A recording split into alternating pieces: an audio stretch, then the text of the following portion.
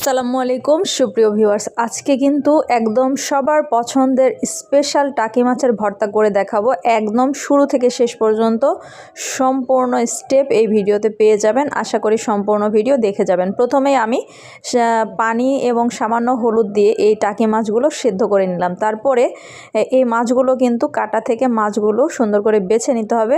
কাটা বেছে নেওয়ার পরে মাছগুলো কিন্তু সুন্দর একটি অবস্থায় চলে এসেছে। এখন এখানে যে শুকনা মরিচ ভেজে নেওয়ার পরে যে গুঁড়াটা করা হয় সেই গুঁড়া এবং তার সাথে পেঁয়াজ ও রসুন কুচি নিয়ে নেওয়া হলো।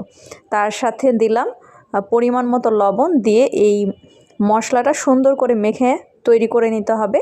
তাহলেই কিন্তু আমাদের ভর্তা করার প্রসেসিং অলমোস্ট ডান। এটা যখন সুন্দর করে মাখা হয়ে যাবে তখন এখানে আমরা দিয়ে দিব একদম খাঁটি সরিষার তেল। সরিষার তেল ছাড়া কিন্তু এই ভর্তা একেবারেই জমবে না। দেখুন মশলা কিন্তু হয়ে গেছে। এখন এখানে দিয়ে দেওয়া হলো সরিষার তেল। আজকের ভর্তাটিও করছে আমার আম্মু, টাকি মাছের ভর্তা করছে। এর আগে ভর্তাটি আমি করেছিলাম, কিন্তু আমার ভর্তাটিতে একটু খামতি ছিল। আমার মনে হয়েছে আমার টেস্ট পুরোপুরি ভালো হয় নাই, তাই আজকে আম্মুকে ভর্তা করতে দিয়েছি। আম্মু আজকে ভর্তা করে খাওয়াবে। এই ভর্তাটা হলে কিন্তু আমাদের ভাত খাওয়ার আগ্রহ অনেকটাই বেড়ে যায়। টাকি মাছের ভর্তা যে মানুষগুলো পছন্দ করেন তারা বলতে পারবেন যে আসলে এই ভর্তাটি কতটা চমৎকার। আর যারা কখনো খান নাই আপনারা কিন্তু অনেক বড় একটি মিস করেছেন। তো অবশ্যই এটা ট্রাই করে দেখবেন।